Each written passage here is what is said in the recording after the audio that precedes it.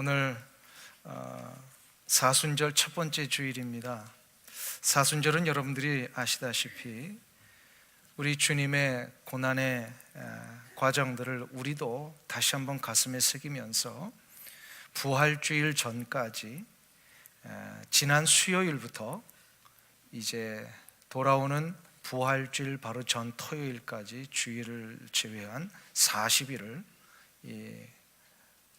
경건과 절제와 또 예수 그리스도의 십자가의 의미를 되새기며 지내는 중요한 절기입니다. 아무쪼록 이 귀한 절기에 마음을 다하여서 예수님의 십자가의 의미들을 되새기고 구원의 역사를 감사하며 고백하는 그런 시간이 되시기를 간절히 주님의 이름으로 부탁드립니다. 오늘은 억지로 진 십자가라고 하는 제목을 가지고 함께 하나님의 말씀을 나누겠습니다. 주님의 십자가는 우리 모든 인간들의 죄를 용서하시기 위한 하나님의 경륜과 간섭 속에 이루어진 대속의 사역이셨습니다. 이를 위해 주님은 십자가의 고난을 받으시고 또 그 고난 가운데 일어나는 모든 수욕을 그대로 말없이 다 받으셨습니다.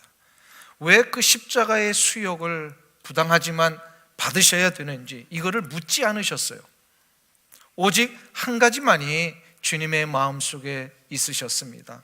바로 십자가의 고난 후에 오게 될 영광된 결과만을 생각하셨어요. 십자가의 고난 후에는 영광의 부활이 기다리고 있습니다. 이것을 우리는 십자가의 축복이다. 이것이 우리 성도들이 실은 구원받은 이후에 자기의 십자가를 지고 걸어가야 할 우리의 자세이기도 합니다. 노예들은 그냥 주인의 명령에 맹목적으로 따릅니다. 여기에는 기쁨도 없고 감사도 없습니다. 그냥 노예 자기 자신이 그냥 하나의 물건이라고 생각하기에 자기에게 오는 모든 것을 그냥 운명처럼 받아들입니다. 그러나 우리 그리스도인들의 순종은 그런 노예들의 순종이 아닙니다. 우리는 그와는 전혀 다른 순종을 합니다. 우리의 순종은 그 명령을 내리시는 하나님에 대한 신뢰가 있습니다. 무슨 신뢰일까요? 이 명령을 내리시고 이 십자가의 길을 가도록 명하신 하나님에 대한 무슨 신뢰예요? 곧 이 명령하시는 하나님, 이 하나님 때문에 이 길을 가는 자에게 보장되어 있는 영광의 축복이 기다리고 있다는 거예요. 십자가는 고난의 길이지만 축복의 역사가 기다리고 있습니다. 오늘 본문에서 구레네 출신의 시몬이라는 인물이 하나 등장합니다. 구레네는 지금으로 말하면 북아프리카 리비아 지역에 트리폴리라고 하는 도시가 있습니다. 거기를 구레네라고 부릅니다. 당시 구레네에는 유대인으로서 흩어져서 살고 있던 사람들 가운데 이 북아프리카 리비아에 정착했던 많은 사람들이 있었어요. 아마 그 지역에 살던 출신으로서 유대인의 절기를 맞이하여서 유대인으로서 유월절을 지키기 위해 예루살렘으로 이 구레네 시몬이 오고 있었던 것 같습니다. 그런데 우연히 예수님이 이 골고다 언덕에 십자가를 짊어지고 가시는 이 모습을 구레네가 지나가다가 그걸 보게 된 거예요. 구레네 시몬이. 이미 우리가 살펴본 대로 예수님은 요 골고다 언덕을 올라가시기 전에 이미 수많은 신문과 고초와 또 채찍질에 이 온 몸이 다 무너져 계셨습니다. 탈진이 되셨어요. 그래서인지 예수님은 아마도 이 골고다를 언덕을 올라가실 때에 십자가를 제대로 짊어지지 못하고 가셨던 것 같아요. 성경에는 그런 얘기가 나오지 않습니다. 우리 성지순례를 가보신 분들은 알겠지만 이 비아 돌로로사, 이 예수님의 고난의 십자가를 지고 가신 그 길에 3번 쓰러진 것으로 되어 있어요. 근데 이거는 전승에 의한 기록이지 성경에는 몇 번 쓰러졌다는 얘기 있어요, 없어요?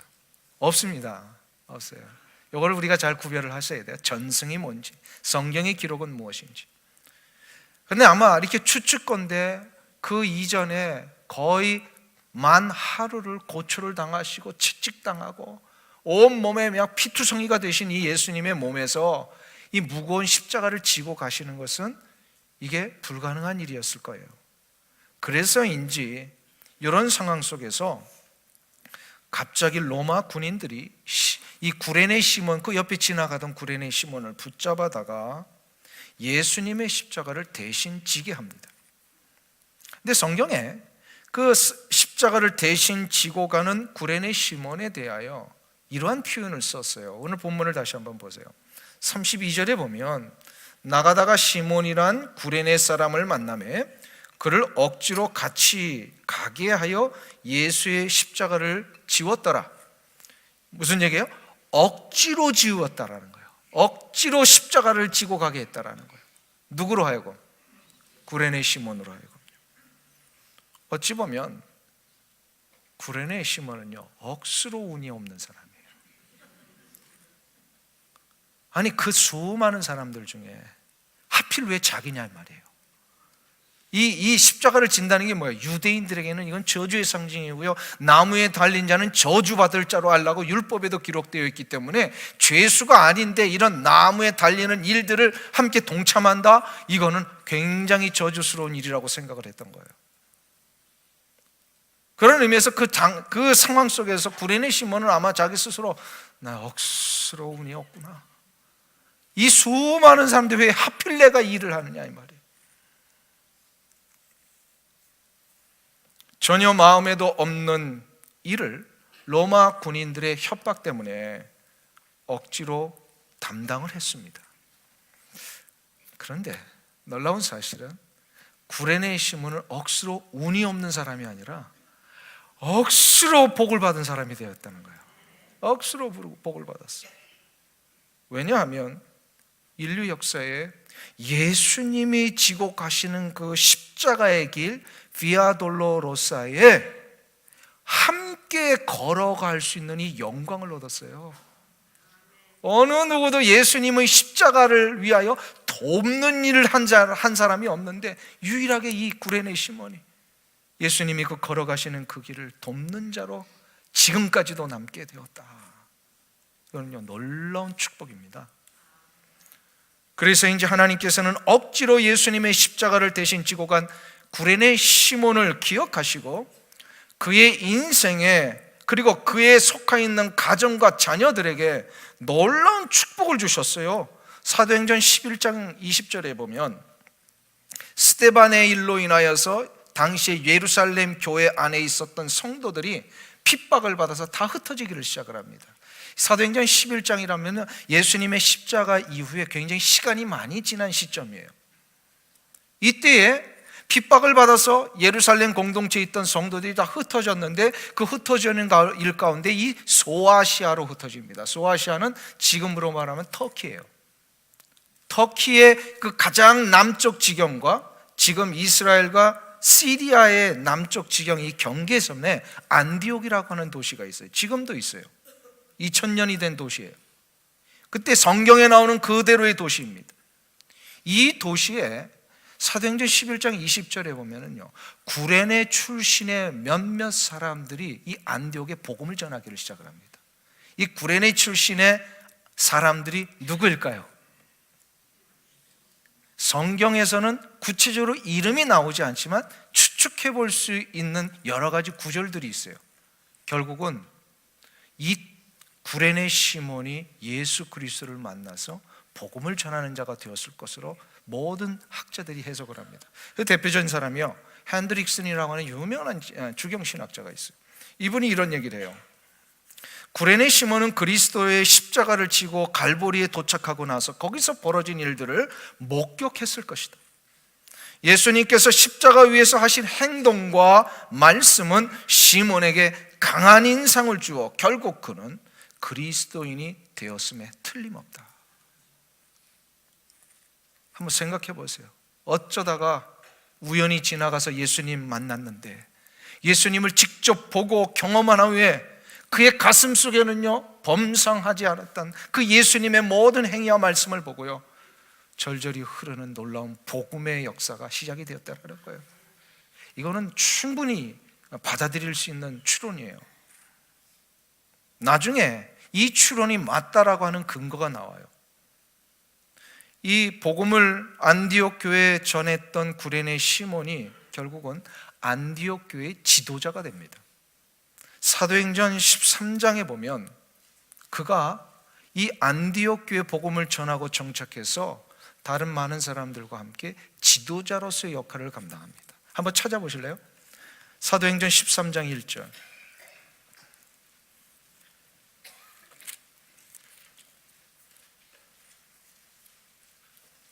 신약성경 208페이지 사도행전 13장 1절 말씀입니다.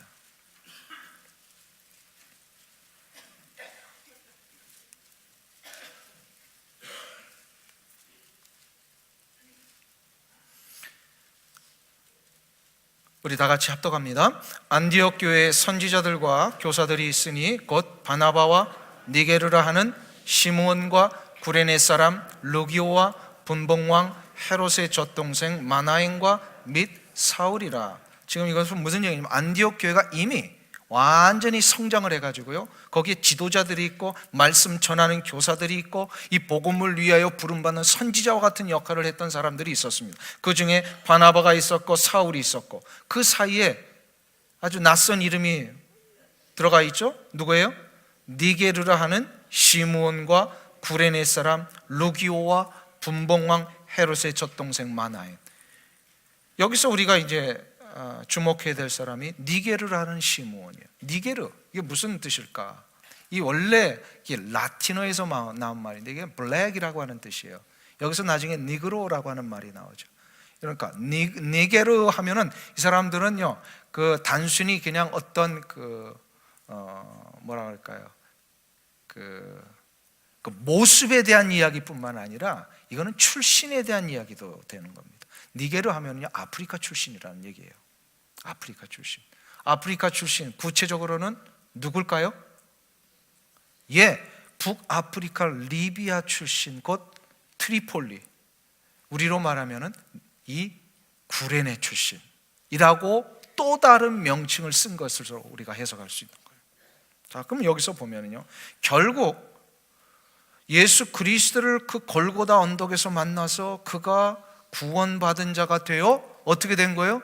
안디옥에 나가서 복음을 전하다가 교회를 세웠던 그 교회의 지도자로서의 역할을 지금 감당하고 있더라는 거예요. 이거 복이에요, 아니에요? 아니, 십자가를 지기도 싫어가지고 억지로 졌는데 하나님의 복음의 역사를 위해 이렇게 헌신하는 사람이 되었다. 그건 놀라운 축복입니다. 근데 이 구레네 시몬의 축복은 여기서 끝나지 않아요. 놀라운 사실이 하나 더 있습니다. 마가복음 15장에 의하면 이 구레네 시몬에게는 두 아들이 있었습니다. 찾아보진 않겠으면 나중에 한번 보세요. 마가복음 15장 21절에 보면요, 구레네 시몬을 소개할 때에 알렉산드리아와 루포의 아버지 시몬이라고 얘기를 했습니다. 즉 그의 아들에게는 그 시몬에게는 두 아들이 있는데 그 중에 하나 루포에 대한 기록이 나옵니다. 로마서 16장 13절을 한번 보세요. 로마서 16장 13절.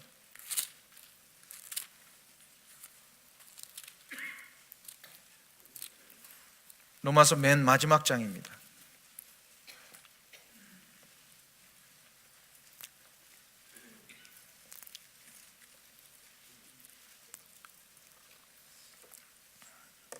신약성경 261페이지 로마서 16장 13절 말씀, 우리 다 같이 합독해서 읽겠습니다. 주 안에서 택하심을 입은 루포와 그 어머니에게 문안하라. 그 어머니는 곧 내 어머니니라. 아멘. 한번 보세요. 사도 바울은 로마에 있는 교회 성도들에게 편지를 보내면서 1장부터 16장까지 계속해서 쓰다가 마지막 16장에는요, 사랑의 빚을 입은 로마 교회 성도들에게 감사한 마음으로 개인적으로 사도 바울을 돕고 복음을 위하여 헌신하고 물질로 시간으로 또 여러 가지 많은 봉사를 했던 수많은 성도들에게 감사의 인사로 이름을 열거랍니다. 1절부터. 갱그레아 교회 일꾼으로 있는 우리 자매 베베를 인사합니다. 뭐 이러면서 계속해서 시작을 하잖아요. 1절부터. 이 베베 여집사님이에요. 사도 바울의 이 복음의 서신들을 직접 들고 다녔던 수행 비서와 같은 그런 분이, 이런 분으로 시작해서 계속해서 로마 교회에 고마웠던 인물들을 소개를 하다가 13절에 보면은 누구를 얘기를 하는 거예요? 루포와 그의 어머니에 대한 이야기를 해요. 여기서 루포는 누구라 그랬어요? 구레네 시몬의 아들이에요. 구레네 시몬의 아들 루포와 그의 어머니에게 문안하라. 이미 아들 루포는요, 시몬의 아들 루포는 훌륭한 하나님의 일꾼이 되어서 로마 교회의 일꾼으로서 지금까지도 헌신하며 섬기고 있었더라는 거예요. 그리고 그 루포의 어머니를 한번 보세요. 루포의 어머니는 누구예요? 시몬의 아내입니다. 구레네 시몬의 아내예요. 이미 온 가족이 구원받아서 하나님의 나라의 복음의 역사를 위해 헌신하며 섬겼던 믿음의 가족이 되었습니다. 루포의 어머님의 섬김이 얼마나 크고 놀라웠던지요. 사도 바울은 루포의 어머니를, 구레네 시몬의 아내를 자기의 영적인 어머니라고 부릅니다. 나의 어머니이십니다. 얼마나 신앙이 특심했고 얼마나 그 헌신이 놀라웠는지 사도 바울은요, 루포의 어머니를 자기 어머니로 여기며 신앙생활을 했던 거예요.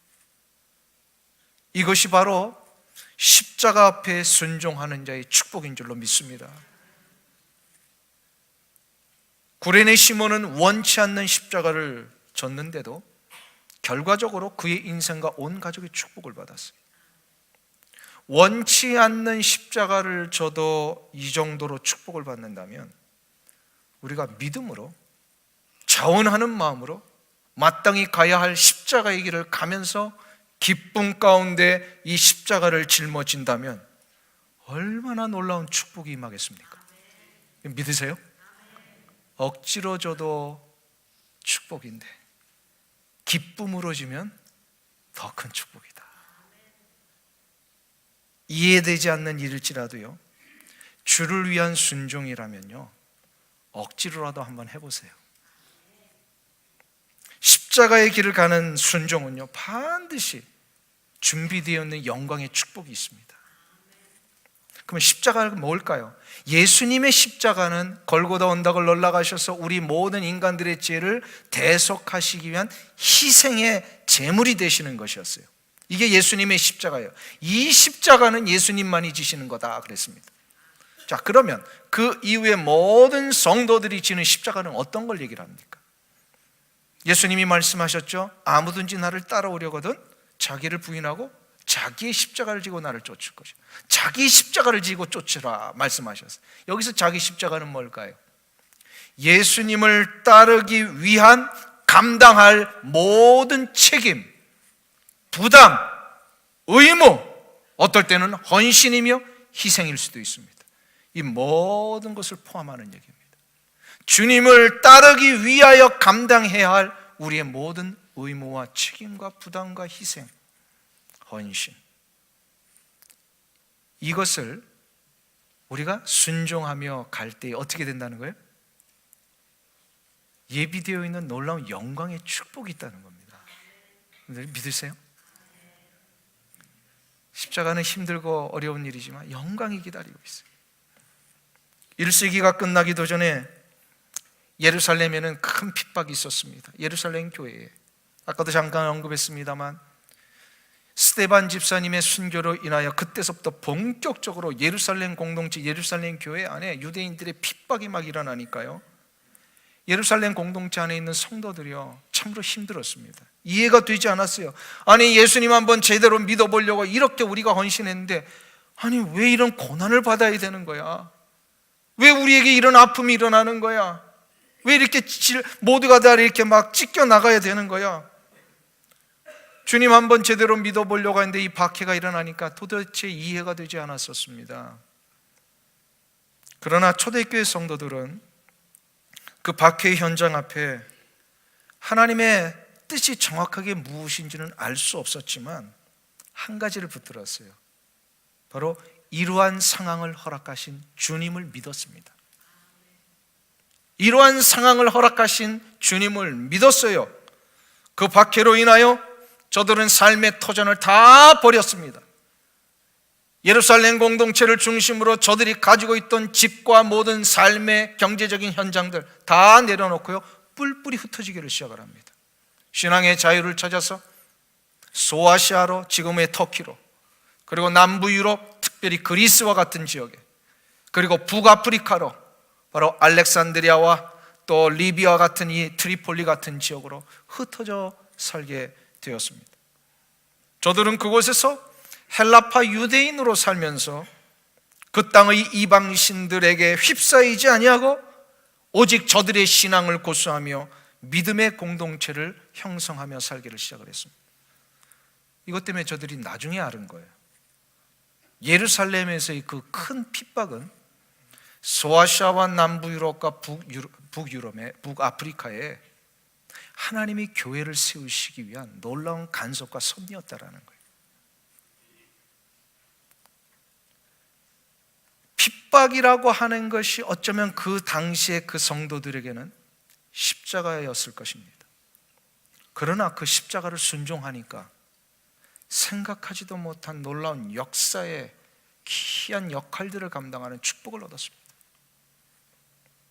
구한말의 평양은 제2의 예루살렘이라고 하는 칭찬을 받고 있었습니다.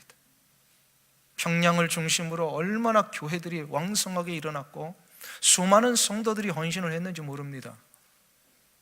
주일날에는요, 평양 저작거리에서는 음식을 살 수 없고 물건을 살 수 없을 정도로 다 문 닫고요, 교회에 나왔기 때문에. 이만큼 평양은 구한말에 제2의 예루살렘이라고 불리웠습니다. 그런데 그런 평양의 공산 정권이 들어서면서요, 핍박이 일어나기를 시작을 했어요. 수많은 목회자들과 성도들이 그 핍박을 피해서 신앙의 자유를 찾아 평양과 신의주를 떠나 남한으로 내려오기를 시작을 했습니다. 왜 저들은 북한의 그 터전을 다 내려놓고 그 평양과 신의주와 함흥과 원산에 있는 아름다운 교회당들, 그 백두산에 있는 소나무들을 찍어다가 그 아름답게 세웠던 모든 수양관들, 이런 거 다 버리고 포기하고 왜 남한으로 내려와야 됐는지를 몰랐어요. 그러나 후에 북한을 떠나 남한에 내려온 수많은 성도들은 하나님의 경륜을 알게 되었습니다. 바로 남한의 교회를 세우시기 위한 하나님의 특별한 배려요, 섭리이셨다라는 거예요. 유물론 사상을 받아들인 북한 땅에는 더 이상 교회가 세워질 수 없다라는 것을 알았기에 하나님은 남한으로 그 촛대를 옮기셨구나, 이거를 깨달으면서 저들이 그 일에 순종했을 때에 어쩌면 북한에 있었던 수많은 성도들이 핍박을 받고 남한으로 모든 걸 포기하고 내려오는 것, 저들에게는 십자가였는지 모릅니다. 그러나 그 십자가의 길을 순종하니까 놀라운 새로운 축복의 역사가 저들 가운데 기다리고 있었습니다. 그 혜택을 가장 많이 본 사람이 누군지 아세요? 바로 저입니다. 저희 부모님은요, 다 이북에서 신앙생활 하셨다가 월남하신 분들이세요. 제가 한번 고백한 적이 있는데 만일에 저희 부모님이 월남하지 않으시고 북한에 남아서 계속 계셨다면 제가 신앙생활 할 수 있었을까? 이거 생각하면요, 아찔한 거예요. 한순간에 이 십자가의 길 앞에 순종하기로 선택했던 우리 부모님의 선택 때문에 제가 예수를 믿게 되었더라고요. 그렇구나. 십자가의 길을 순종하니까 그 자녀들도 축복을 받고요, 생각지도 못한 놀라운 영광의 길들이 준비되어 있더라는 것입니다. 여기 앉아 계시는 많은 분들이 아마 한국에서의 좋은 터전과 삶의 안락한 모든 관계들을 다 포기하고 이민자로 오신 분이라고 생각합니다. 왜 하나님이 우리들을 한국 땅을 떠나서 이 척박한, 겉으로 볼 때는 가장 부유해 보이지만 우리의 심정 속에는 여전히 이민자이기 때문에 얼마나 힘든 땅이었습니까? 근데 이런 땅에 왜 우리를 보내셔서 우리로 하여금 이민교회를 세우게 하셨는지 처음에는 우리 다 이해하지 못했습니다. 그 수많은 관계들 다 내려놓고 아직도 40년이 지났는데 한국을 그리워하시는 분들이 있잖아요. 내가 왜 그때 그것을 내려놓고 여기 왔는가 하시는 분들이 분명히 있어요. 그래서 그런 모든 이민자들이 모여서 이 땅에 한국교회를, 이민교회를 이루고, 특별히 이민교회의 특수성이 뭡니까? 미국교회에 흡수된 것이 아니라 이 한국인만의 독특한 이 공동체를 이루며 여기까지 오게 하신 것, 처음에는 잘 이해를 못했어요.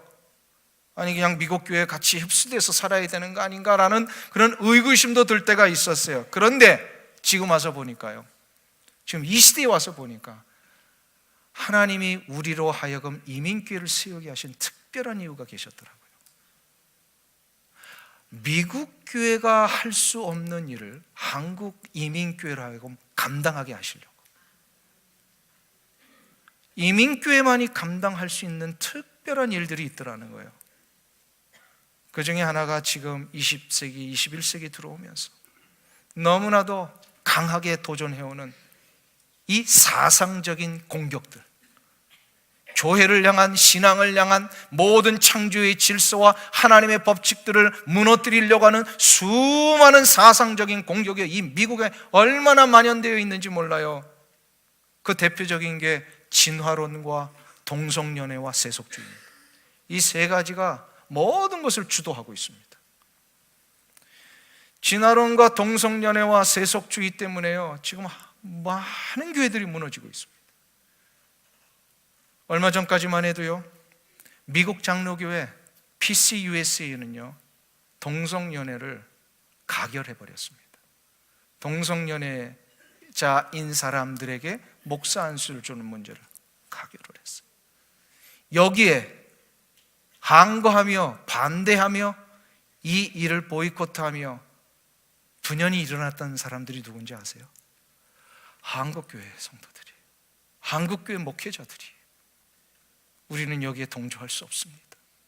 우리는 여기에 함께 갈 수 없습니다. 분연히 일어났던 분들이요, 한국교회 목회자들이. 저는 지난주에 크리스천 신문을 보면서 아주 놀라운 사실을 하나 발견했습니다. 똑같이 PCUSA가 이 동성연애 문제로 다 넘어갈 그런 흐름 앞에 많은 교단들이 동조할 뻔했는데요, 여러분들 잘 아시는 감리교 아시죠? 감리교. 저는 감리교 굉장히 리버럴하게 봤는데 이번에 총회에서요, 감리교가 동성연애 문제를 거부해버렸어요. 그래서 얼마나 감리교 목사님들이 예뻐 보이시는지.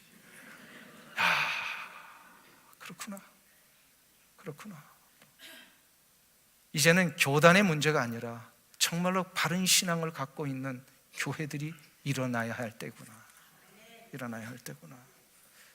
한국 교회이기 때문에 이거를 분연히 일어난 것이다, 저는 믿습니다. 하나님이 한국 교회로 하여금 이 이민 땅에서 아주 특별한 공동체로 지금까지 사용하시는 이유가 바로 여기에 있지 않으실까. 이럴 때마다 우리는 한 가지를 잊지 않아야 합니다. 십자가의 길을 가는 동안 우리가 감내해야 할 아픔과 고난과 손해가 있을 때마다 하나님의 그 놀라우신 경륜과 뜻을 다 이해할 수는 없어도 하나님을 끝까지 신뢰하고 가는 자에게는요, 감당할 수 있는 십자가의 능력이 주어진다는 것입니다. 그리고 십자가의 능력이 주어지는 자에게 그것을 붙들고 가면 하나님은 우리의 그 모든 삶의 끝에 놀라운 영광의 축복을 준비하고 계시다라는 것입니다.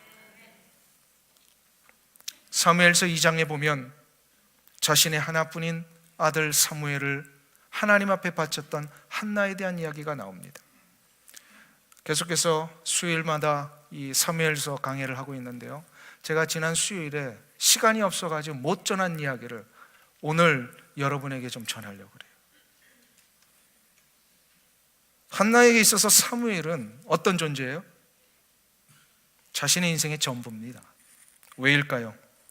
당시의 문화와 정서상 자식이 없다라고 하는 것은 모든 것을 잃어버리는 것이에요.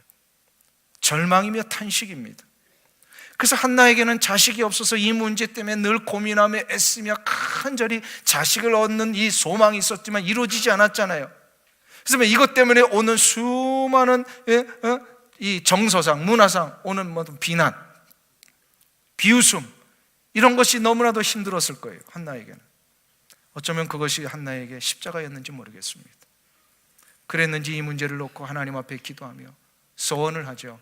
하나님, 저에게 아들을 주신다면 제가 이 아들을 바치겠습니다. 하나님이 그 한나의 간절한 기도를 받으셔서 진짜 아들을 주셨잖아요. 사무엘을 주셨어요. 자, 딱 사무엘이 받았어요. 사무엘은 그러면 한나에게 있어서 어떤 인물이에요? 자신의 인생의 전부입니다. 인생의 전부인 아들 바치는 거 쉬워요, 어려워요? 아무리 소원을 했어도. 없을 때는 뭘 못 바칩니까? 그렇죠? 없을 때는 천하를 다 바칠 수 있어요. 근데 막상 생기고 나면요, 바치는 거 쉽지 않아요. 자신의 인생의 전부인 사무엘이 생기고 나서 이거를 바친다는 것은요, 쉽지 않습니다. 근데 한나는 그 약속을 하나님 앞에 지켜드립니다. 이거를 바쳐야 되는가 말아야 되는가 아마 고민이 있지 않았겠어요? 근데 한나는 이것을 순종합니다. 어쩌면 그것이 그에게 새롭게 시작된 또 다른 차원의 십자가였을지 몰라요. 이것을 바치자마자 약속을 이행한 한나에게 하나님은 이렇게 응답을 하셨어요. 사무엘서 2장 21절에 보면 여호와께서 한나를 돌보시사 그로 하여금 임신하여 세 아들과 두 딸을 낳게 하셨고 아이 사무엘은 여호와 앞에서 자라니라. 여기서 중요한 것은요, 하나님이 그 순종한 한나에게 돌보시사라고 하는 단어예요. 돌보시사. 여기서 돌보시사라고 하는 것은 테이크케어 했다는 그런 정도의 의미가 아니고요, 하나님이 직접 방문하셔서 계산해 주셨다, 그런 뜻이 원어상으로 보면. 하나님께서 지금 한나를 돌보셨다라고 하는 것은 방문하여 한나에게 해야 할 계산을 해 주셨다라는 거예요. 힘들고 어려운 일이었지만, 그래서 그의 인생에 그거는 십자가와 같은 일이었지만 그것을 순종하니까 하나님이 찾아오셔서 계산해 주셨어요. 무슨 계산을 해 주신 건가요? 한나에게. 하나님이 도대체 한나에게 뭘 계산하실 게 있다고? 하나님이 주신 건데 그걸 도로 하나님 앞에 바쳤는데 하나님 뭘 계산하시겠다라는 거예요? 순종하는 자에게 주실 영광의 축복을 정확하게 계산하시겠다는 거예요. 하나님은 사무엘을 바친 한나에게 몇 명의 자녀를 주셨어요? 5명을 주셨어요. 아들 셋에 딸 둘. 왜 5명을 주셨을까요? 주시려면 한 10명, 12명 주시지. 왜 5명이냐 이 말이에요. 아니, 뭐 1명을 주셔도 우리는 할 말 없잖아요. 근데 왜 5명 주셨냐? 이게 바로 하나님의 율법 속에서 우리에게 가르쳐 주신 법칙이셨어요. 레위기에 보면, 특별히 출애굽기에 나오는 얘기인데요, 22장에 출애굽기에도요, 레위기에도 나오지만 하나님께서 우리 인간들의 관계 속에서 누군가에게 배상을 할 때는요 5배를 갚게 하셨어요. 하나님이 정해놓으신 법을 가지고 사람들로 하여금 지키게 하셨는데 하나님도 그 법을 지키시겠다라는 거예요. 그래서 누군가에게 배상을 할 때는 5배를 갚게 하신 하나님께서 한나에게 지금 5배를 갚아주신 거예요. 이게 바로 한나를 방문하셔서 정확하게 계산하신다라는 의미예요. 돌보시사. 하나님은요 정확하게 계산을 하십니다. 세상 사람들처럼 그냥 받고 모른 채 하시는 분이 아니라는 거예요. 하나님은 반드시 계산하십니다. 하나님의 거룩한 영광의 역사를 위하여 힘들지만 억지로 했던 모든 헌신들을요 하나님은 반드시 계산하십니다. 잠언 19장 17절에서 하나님은 우리에게 이렇게 말씀하셨어요. 가난한 자를 불쌍히 여기는 것은 여호와께 구워드리는 것이니 그의 선행을 그에게 갚아주시리라. 우리가 누군가를 위하여 헌신을 할 때 그것이 예수 그리스도의 이름으로 하나님의 거룩한 영광으로 인하여 말씀에 근거해서 누군가를 도왔잖아요. 그러면 이 누군가를 도운 이 선행, 이거는 바로 뭐라고요? 하나님 앞에 구워드리는 거예요. 이거 다시 말해서 하나님 나에게 빚지신 거라는 거예요. 하나님이 다 주신 걸 가지고 우리가 했는데 하나님은 그를 긍휼히 여기셨어요. 우리에게 빚진 자가 되게 하시겠다. 빚진 자가 되시겠다. 누군가에게 선행을 베풀고 물질로 시간으로 도움 주는 것, 이 모든 것이 하나님이 우리에게 빚진 것이다라는 겁니다. 하나님 빚지시면 갚으실 분일까요? 안 갚으실 분이에요? 우리 기준에서 얘기하지 말고요. 우리는 입 싹 닫는 사람들이 있더라고. 그냥 각서까지 썼는데도 입 싹 닫아. 와, 하나님은요, 하나님이 우리와 어떤 각서를 쓰신 적도 없는데 우리들끼리 지키라고 해놓은 이 모든 율법의 근거에서 하나님이 모범이 되신 거예요. 돌보시사 찾아오셔서 정확하게 계산하십니다. 계산을 하시는데요, 정말로 생각지도 못한 방법으로, 생각지도 못한 현상에서 갚으시더라고요. 어떨 때는 5배만 갚으시는 게 아니고요, 10배를 갚으시고 10,000배를 갚으시더라고요. 저는 이런 거를 여러 번 경험을 했습니다. 이런 간증을 하려면 시간이 모자랄 정도죠. 많은 분들이 이렇게 얘기를 하세요. 억지로 하는 섬김은 가짜라고. 물론 가짜인 경우가 있긴 있습니다. 자신의 탐욕과 이기심을 충족하기 위해서, 자기의 이름이나 명예가 드러나기 위해서 전혀 마음에는 없는데 겉으로 그냥 아닌 척하면서 하는 그런 헌신은 다 알기에 그건 가짜일 수 있습니다.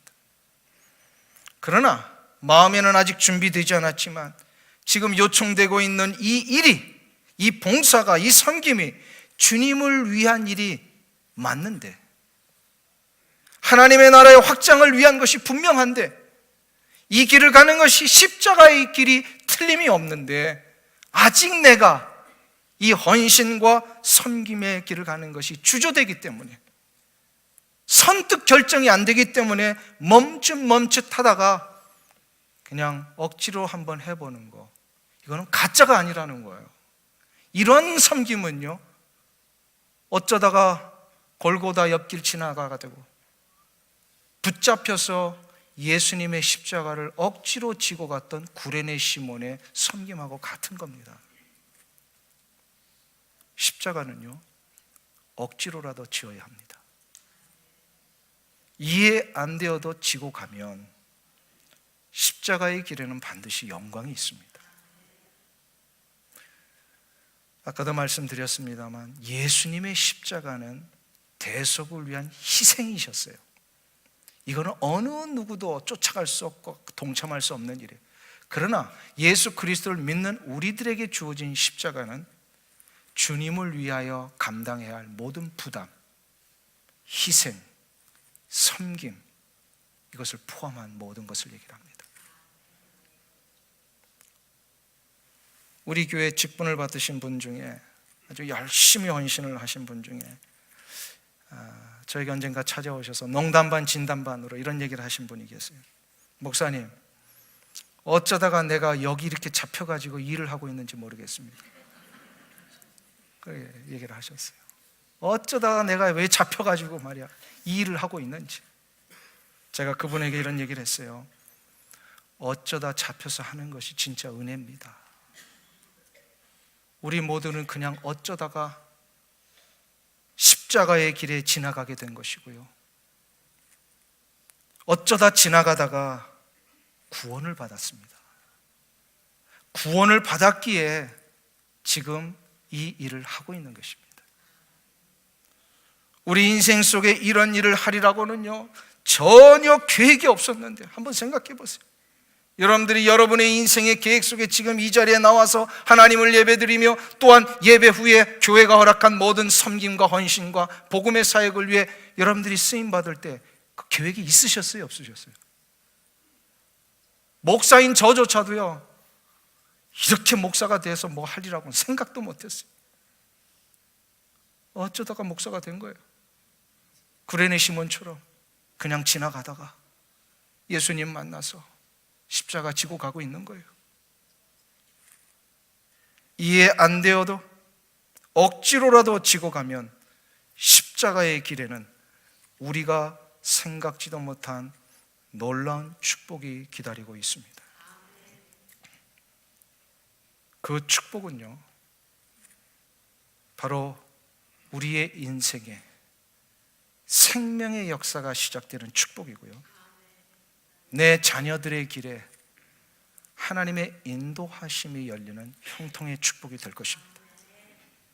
이 놀라운 십자가의 축복을 기대하시면서 억지로라도 그 십자가의 길을 한번 걸어가 보지 않으시겠습니까? 분명히 여러분의 삶에 간증거리가 일어나게 될 줄로 믿습니다.